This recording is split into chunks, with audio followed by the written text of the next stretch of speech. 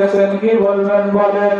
আল্লাহ নবী বিশ্বনবী বললেন, আরকামার মা আপনার কাছে, আরকামা আপনার কাছে কিরকম সন্তান ছিল? আরকামার মা বললেন, ইয়া রাসূলুল্লাহ, আরকামার মা বললেন, ইয়া রাসূলুল্লাহ, ইয়া হাবিবাল্লাহ, আরকামা আমার কাছে খুব ভালো সন্তান ছিল, কিন্তু বিবাহ শাদী করার পর আরকামা আমার কাছ থেকে সমস্ত অধিকারগুলো বঞ্চিত করে সমস্ত অধিকারগুলো বিবিকে দিয়েছিল। সেদিন আমি বলেছিলাম, যা যা মৃত্যুর সময় যেন তোর মুখ দিয়ে কালিমা বের না হয়। আল্লাহ নবী বিশ্বনবী বললেন, ও সাহাবারা, অনেকগুলো লাকড়ি জোগাড় করো, খড়ি জোগাড় করো, তার জন্য তেল ঢালিয়ে দাও, আগুন জ্বালিয়ে দাও, আর কামাকে আগুনে পুড়ে মারবো। এমন অবস্থায় আর কামা বললেন, ইয়া রাসূলুল্লাহ, ইয়া হাবিবাল্লাহ, নবী গো, আমার সামনে আমার সন্তানকে আগুনে পুড়ে মারবেন না, আমি দৃশ্য দেখতে পারবো না। আল্লাহ নবী বিশ্বনবী বললেন, ও আরকামার মা, যদি এই দৃশ্যটা দেখতে না পারো তাহলে এই মুহূর্তে আরকামাকে ক্ষমা করে দাও। আরকামার মা বললেন, ইয়া রাসূলুল্লাহ, ইয়া হাবিবাল্লাহ, নবী গো, আমি সমস্ত দুঃখগুলো কষ্টগুলো ভুলে গেলাম, আমি আরকামাকে ক্ষমা করে দিলাম। এবার ক্ষমা করে দেওয়ার পরে সঙ্গে সঙ্গে আরকামার মধ্যে দাঁড়িয়ে হয়ে গেল, লা ইলাহা ইল্লাল্লাহু মুহাম্মাদুর রাসূলুল্লাহ, সকলেই বলে সাল্লাল্লাহু আলাইহি ওয়াসাল্লাম। তাহলে পিতা মাতার খেদমত করার দরকার আছে কিনা? ইবাদতের পরে হচ্ছে পিতা মাতার খেদমত। আমরা সবাই ইনশাআল্লাহ যাদের পিতা মাতা জীবিত আছে আমরা খেদমত করার চেষ্টা করব। আর যাদের পিতা মাতা মৃত্যুবরণ করেছে আমরা নামাজ পড়ে পড়ে সেই মা বাবার জন্য দোয়া করব, কোরআন পড়ে পড়ে দোয়া করব, আর তাদের নামে কিছু দান সদকা করব। আর যখন আমরা ইবাদত করব, যখন আমরা ঈমানদার হব, তো আল্লাহ রাব্বুল আলামিন আমাদেরকে নানান ভাবে পরীক্ষা করবে। রিজিকের অনাটন দিয়ে পরীক্ষা করবে, অভাব দিয়ে পরীক্ষা করবে, ভয় দিয়ে পরীক্ষা করবে। ঈমানদারদের পরীক্ষামূলক একটা ঘটনা সূরা বুরুজের তাফসীর করতে গিয়ে তাফসীরকারক উল্লেখ করেছে। পূর্বকালে একটা জালিম বাদশা ছিল, সেই বাদশার দরবারে একটা জাদুঘর ছিল। সে জাদুঘর একদিন রাজদরবারে উপস্থিত বললেন, রাজা মশাই, আমার তো বয়স হয়ে গেছে, আমি কখন যে মারা যাবো জানি না, আমাকে একটা মেধাবী সাহসী একটা ছেলে দিন, আমার জাদুবিদ্যাটা তাকে যেন শিক্ষা দিতে পারি। এবার রাজা মশাই রাজদরবারে এলান করে দিল যে একটা মেধাবী সাহসী ছেলের দরকার। খোঁজাখুঁজি করার পর একটা সাহসী মেধাবী ছেলে খুঁজে বের করলো, ছেলেটির নাম হলো আব্দুল্লাহ।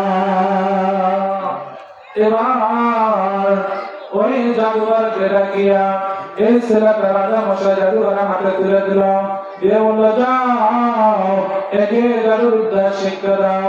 ওই ছেলেটি তার বাড়ির থেকে অনেক দূরে পায়ে হেঁটে ওই জাদুবিদ্যা শিক্ষা করার জন্য জাদুঘরের দরবারে যায়, কিন্তু রাস্তার মাঝপথে একটা দরবেশের রাস্তানা দেখতে পায়।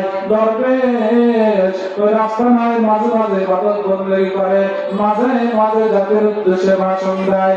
আব্দুল্লাহ জাদুবিদ্যা শিক্ষা করে যাওয়ার সময় দরবেশের ওই ভাষণ শুনে এবং দরবেশের গরুর পদ্ধতি দেখিয়া আব্দুল্লাহর ঈমান তাহলে বুদ্ধি হয়ে গেছে। জোরে জোরে বলেন সুবহানাল্লাহ। আব্দুল্লাহ একদিন জাদুবিদ্যা শিক্ষা করিয়া দরবেশের ভাষণ শুনিয়া ইবাদতের পদ্ধতি দেখিয়া বাড়ির দিকে আসতেছে। দেখলেন রাস্তার মাঝপথে অনেকগুলো লোক দাঁড়িয়ে আছে, রাস্তা বন্ধ করে আছে, রাস্তা আটকে আছে। আব্দুল্লাহ বললেন, ও ভাইয়ারা, ও বাবারা, রাস্তা বন্ধ করে রাখছে কেন? রাস্তা সাইড দাও, আমি যাবো। এবার লোকজন বলে, আব্দুল্লাহ, আমরা রাস্তা বন্ধ করে রাখি নাই, আমরা রাস্তা বন্ধ করি নাই, এই রাস্তার রাজপথে এমন একটা হিংস্র প্রাণী দাঁড়িয়ে আছে, আমরা ভয়ে সামনে যাইতে পারতেছি না, তোমার কাছে কোনো সমাধান আছে কিনা? এবার আব্দুল্লাহ বলল, এবার দরবেশের ধর্ম আর ওই জাদুঘরের ধর্ম আমি পরীক্ষা করব। দরবেশ হলো মুসলমান, জাদুঘর হলো বিধর্মী। এবার আব্দুল্লাহ বলল, আজকে আমি প্রমাণ করব দরবেশের ধর্ম সত্য না জাদুঘরের ধর্ম সত্য। এই কথা বলিয়া একটা পাথর হাতে লইয়া বিসমিল্লাহ বলিয়া বলেন, আমি যেই পাথরটা নিক্ষেপ করার সঙ্গে সঙ্গে ওই হিংস্র প্রাণীটা মারা যায় আর জমিনে পড়ে যায়, তাহলে আমি বুঝবো ওই দরবেশের ধর্ম জাদুঘরের ধর্মের চাইতে সত্য। জোরে জোরে বলেন সুবহানাল্লাহ। এই কথা বলে আব্দুল্লাহ পাথরকে নিক্ষেপ করলো। নিক্ষেপ করার সঙ্গে সঙ্গে পাথরকে হিংস্র প্রাণীর শরীরে লেগে গেল। লেগে যাওয়ার পর ওই হিংস্র প্রাণীটা জমিতে মার পড়ে গেল এবং সঙ্গে সঙ্গে মারা গেল। জোরে জোরে বলেন মারহাবা। এটা দেখার পরে আশেপাশে যত মানুষ ছিল সবার ইমানটা বৃদ্ধি পেয়ে গেল। সবাই আব্দুল্লাহর হাতে হাত রেখে মুসলমান হয়ে গেল। এবার মানুষেরা আব্দুল্লাহর কাছে পানি পড়ানোর জন্য আসে, আব্দুল্লাহর কাছে তেল পড়ানোর জন্য আসে। অন্ধ ব্যক্তিরা আসে আব্দুল্লাহকে বলে, আব্দুল্লাহ আমার জন্য দোয়া কর, আল্লাহ যেন চক্ষু ভালো করে দেয়। দুষ্ট রোগীরা এসে দোয়া চায়, আব্দুল্লাহ যেটাই দোয়া করে আল্লাহ সেই দোয়াটাই কবুল করে। জোরে জোরে বলেন সুবহানাল্লাহ। এই সংবাদটা চলে গেল রাজদরবারে। ওই রাজদরবারে একটা অন্ধ মন্ত্রী ছিল। এই মন্ত্রীর কাছে এই সংবাদটা চলে গেল। মন্ত্রী অনেকগুলো টাকা পয়সা লইয়া, অনেকগুলো অর্থ সম্পদ লইয়া, অনেকগুলো গান লইয়া আব্দুল্লাহ কাছে আসলো। আসে বলে, আব্দুল্লাহ তুমি নাকি মানুষকে চক্ষু দান করতেছ, অন্ধদের চক্ষু নাকি ভালো করতেছ? আব্দুল্লাহ বলে, না না, আমার কোনো ক্ষমতা নাই চক্ষু ভালো করার। আপনি যদি আল্লাহর প্রতি মানলে আসেন, আপনার একজন পালন কর্তা আছে, আপনার একজন রেজেকদাতা আছে, আপনার আমার একজন বিধানদাতা আছে, সে আল্লাহর প্রতি যে মানলে আসেন, আমি আল্লাহ তাআলার দরবারে দোয়া করব, হয়তো আল্লাহ আপনার চক্ষু ভালো করতে পারে। এবার মন্ত্রী আব্দুল্লাহ হাতে হাত রেখে মুসলমান হয়ে গেল। আব্দুল্লাহ আল্লাহর দরবারে দোয়া করলেন। দোয়া করার সঙ্গে সঙ্গে ওই মন্ত্রীর চক্ষুটা ভালো হয়ে গেল। জোরে জোরে বলেন সুবহানাল্লাহ। এবার মন্ত্রী রাজ দরবার চলে গেল। চলে যাওয়ার পর মন্ত্রী যথারীতি কাজ করা শুরু করে দিল। এই সংবাদটা ওই জালিম বাদশার কাছে চলে গেল। জালিম বাদশাহ মন্ত্রীর কাছে সেবার, মন্ত্রী রে তোমার তো চক্ষু ছিল না, তুমি চক্ষু পাইলা কোথায়? মন্ত্রী বলে, আমার চক্ষু আমার আল্লাহ আমাকে দিয়েছে, আমার প্রভু আমাকে দিয়েছে। এবার জালিম বাদশা বলে, হ্যাঁ হ্যাঁ আমি তো দিয়েছি, আমি তো তোমার প্রভু। জোরে জোরে বলেন নাউজুবিল্লাহ। মন্ত্রী বলে, রাজামশাই আপনি তো আমার প্রভু হতে পারেন না, আপনি তো আমার আল্লাহ হতে পারেন না। আপনার একজন পালনকর্তা, আমার একজন পালনকর্তা আছে, আমাদের একজন রিজিকদাতা আছে, আমাদের একজন বিধানদাতা আছে, সেই আল্লাহ আমার চক্ষু ভালো করে দিয়েছে। এবার রাজামশাই বলে, মন্ত্রী রে তুমি ওই আল্লাহর সংবাদ কোথায় পাইলা? মন্ত্রী এবার আব্দুল্লাহর কথা বলে দিল। এবার আব্দুল্লাহকে রাজদরবারে উপস্থিত করা হলো। আব্দুল্লাহকে রাজদরবারে উপস্থিত করার পর আব্দুল্লাহকে বলল, আব্দুল্লাহ তুমি কি জাদুতে অনেক পারদর্শিতা অর্জন করেছো? আব্দুল্লাহ বলে, না না, আমি জাদুতে পারদর্শিতা অর্জন করি নাই, আমি ওই দরবেশের ইবাদতের পদ্ধতি দেখিয়া, দরবেশের ইবাদতের পদ্ধতি দেখিয়া, দরবেশের ভাষণ শুনিয়া ইসলামের প্রতি আমি পারদর্শিতা অর্জন করেছি। জোরে জোরে বলেন সুবহানাল্লাহ। এবার দরবেশকে রাজদরবারে করে ডাকা হলো। ডাকার পরে দরবেশকে বলা হলো, দরবেশ তুমি আল্লাহর ধর্ম ছাড়বে কিনা, আমার ধর্ম আসবে কিনা? দরবেশ বলে, না না, আমি আল্লাহর আমার মনের ইসলাম ধর্ম ছাড়তে পারবো না, আপনার ওই বিধর্মী ধর্ম আমি গ্রহণ করতে পারবো না। এবার দরবেশকে রাজদরবারে মেরে পড়া হলো। এবার মন্ত্রীকে বলল, মন্ত্রী রে, তুমি আমার ধর্মে চলে আসবে কিনা, ওই আল্লাহর ধর্ম ত্যাগ করবে কিনা? মন্ত্রী বলে, আল্লাহ তাআলার মনের ইসলাম ধর্ম আমি ছাড়তে পারবো না, আর আপনার এই বিধর্মে আমি ধর্ম গ্রহণ করতে পারবো না।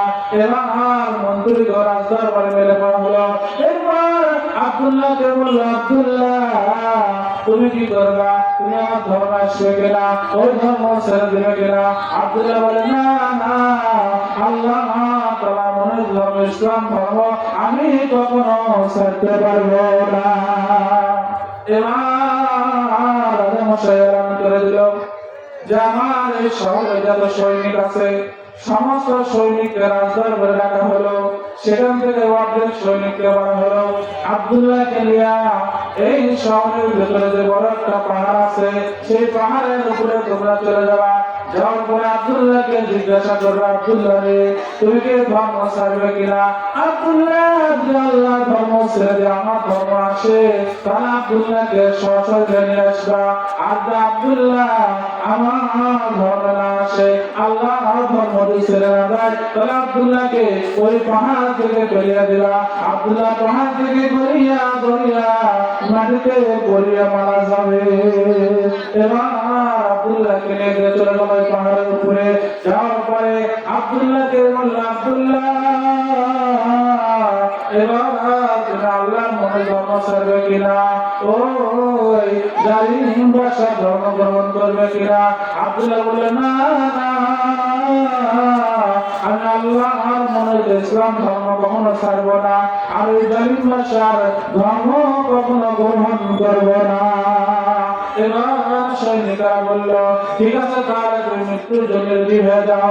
আব্দুল্লাহ বলল, ঠিক আছে, আমি মৃত্যুবরণ করবো, মৃত্যুর জন্য রেডি হবো, কোনো সমস্যা নাই, আমাকে 2 মিনিট সময় দিতে হবে, আমি আল্লাহর কাছে একটু দোয়া করবো। এরপর সৈনিকরা বলল, ঠিক আছে, তোমাকে 2 মিনিট সময় দেওয়া হলো। এবার আব্দুল্লাহ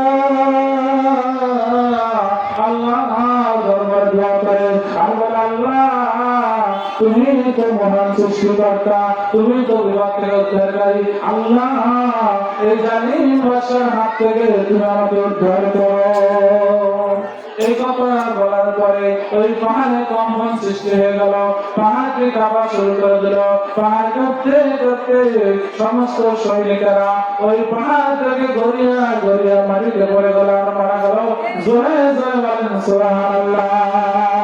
এবার আব্দুল্লাহ ওখান থেকে নামিয়া আগে আগে বাবার রাজদরবারে চলে গেল। রাজামশাই খুব খুশি। রাজামশাই মনে করেছে আব্দুল্লাহ মনে হয় ওই আল্লাহ ধর্ম ছেড়ে দিয়েছে, আমার ধর্ম গ্রহণ করেছে। এবার রাজামশাই বলে, আব্দুল্লাহ তুমি আমার ধর্মে চলে এসেছো, আমি তোমার প্রতি খুব খুশি। আব্দুল্লাহ বলে, না না,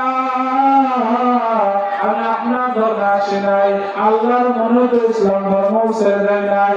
এবার রাজামশাই বলল, তাহলে আমার সৈনিকেরা কোথায়, আমার সৈনিকেরা কোথায় গেল?